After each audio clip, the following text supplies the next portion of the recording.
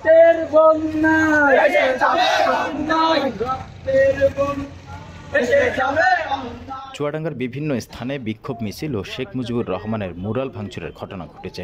বুধবার দিবাগত রাত 12টার দিকে বিক্ষোভ মিছিল নিয়ে জেলা প্রশাসকের কার্যালয়ে জড়ো হয়ে প্রতিবাদ জানান এবং শেখ মুজিব ও শেখ ফজিলাতুন্নেছার মুরাল ভাঙচুর করেন বিক্ষুব্ধ ছাত্র জনতা। এ সময় বুলডোজার নিয়ে এসে গুঁড়িয়ে দেওয়া হয়।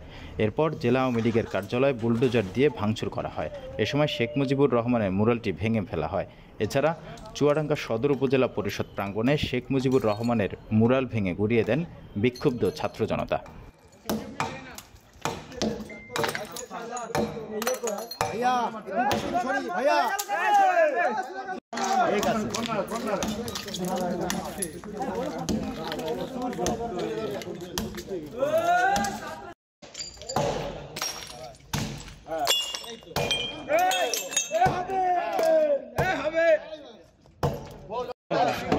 সারা দেশের মধ্যে চুয়াডাঙ্গায় কিন্তু শুরু হয়েছে এই বিক্ষিপ্ত ছাত্র জনতা।